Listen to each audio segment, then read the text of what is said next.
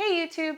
In my last video I talked briefly about how you can use previously trained cues to interrupt undesirable behavior. Today I want to talk about training a cue that is great for dogs who have no sense of personal space or can seem a little bit pushy. Now, if you were to walk into a dog to get them to move away from you, that is, for most dogs, considered very intimidating and can be challenging, frightening, scary, or even frustrating. So in this tutorial, I'm going to show you how you can teach your dog that you walking towards them to get them to move is simply a cue to back up, and it's not some sort of intimidation game. So, say for example, you want to get through a doorway and your dog's not moving, you can just walk into them, and it's a cue for them to back out of your way as you get through the door with your groceries without them starting to think that you're trying to play some type of intimidation game with them. Are you ready, boo-boo? Free? This is also a really good technique. Say, for example, if you have a dog that when you walk into them, they start to climb up you. If you've not had a dog do this to you, you probably don't know what I'm talking about. But some dogs, as you approach them and they don't back up, they'll then start to climb up your body. So this is a great technique for dogs like that. Without prior training, most dogs find a direct approach where you move into their space punishing and intimidating. So for me, it's a really important idea to work on this behavior so that when you move into your dog's space, it's simply a cue for them to back up. So it's actually really easy to train your dog the cue of you moving into their space to be the cue to back up. Are you ready? You just need to have a treat in your hand, put it against your body. If your dog sits, lure them up like this, and then you just move towards them and click a stutter step backwards. Now, if you have an extremely loud clicker, don't click near your dog's ears. You can use a marker word like yes when you see a paw movement in the opposite direction. It doesn't matter if they go a little bit skew, but what you're looking for is the dog is moving away from you without climbing up you. So I've got my treat down low at the head area, and I'm going to move it into my dog. Yes, good job. If your dog is very sensitive, you can start with this exercise where you're not doing a direct approach, but you're moving into your dog from the side. Good.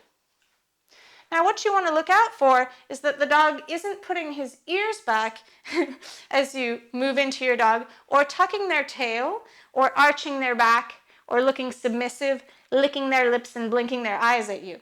So you want to see a confident dog that's looking at you with soft eyes, perky ears, and a relaxed tail or a wagging tail.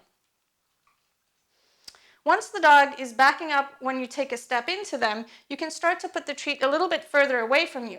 So you move the treat back a little bit, click, and then put the treat even further down for the dog to eat off the ground. Good job. So I have my treat here. I'm going to walk into my dog, click, and then put the food down there. You can also click and reinforce for your dog staying back. Good job. Now it depends on your dog how far away you want them to move when you step into them. I suggest if you have a dog that's really finding your approach intimidating, that you do a couple of training sessions before just walking into your dog without a treat.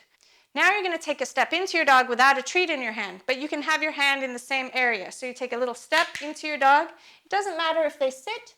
You can get them to stand up again by putting the treat down on the ground like that, or to the side, so they have to get up to get it.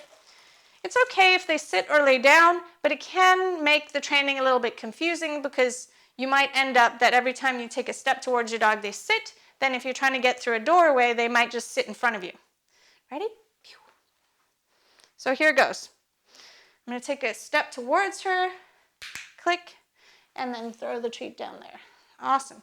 And now I'm just going to step towards her with my hands behind my back so she starts to understand the concept that it's me moving towards her and not the treat moving towards her that means back up. Awesome. Good job. Then if you want to have your dog back up further, I suggest bringing back your treat lure to get more distance to the backing up behavior. Awesome. You can also talk to your dog in a happy voice if you think that they're feeling a little bit intimidated. So you can go, wee, hoo-hoo, good job. You can also practice in training sessions what would happen if your dog was sitting in front of you while you're watching TV, so you can cue the dog back up and then throw the treat back there. Good job. Sit. Ready? Back up. Good. You can add a verbal cue to this behavior. You simply need to say the cue before you move towards your dog. I, with my own dogs, use the cue back up, but a great cue to use for guests is the noise of a truck reversing. I don't know who came up with this as a cue, so if you know, please write a comment if you know the trainer who came up with this. It was a long time ago.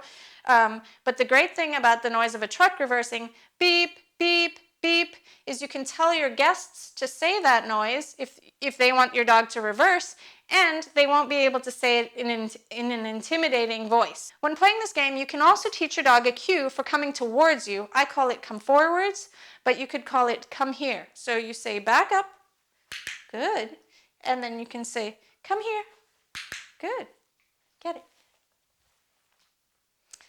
Ready?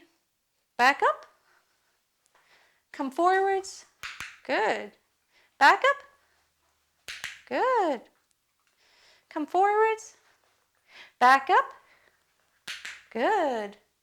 So Tug here, my terrier, he actually knows the verbal cue for back up, but I've never actually walked into his space as a cue to back up because he's a very polite dog and he's also very sensitive. So if you have a very sensitive dog, this is a way you can play the game, because if you just keep walking into your dog or walking in and then backing up, they can get a little bit weirded out by it. So this way of training it can help your dog realize that you're not being a threat. So what you do is you walk into your dog, click and treat, and then you move away from your dog so they have to come to you to find you again.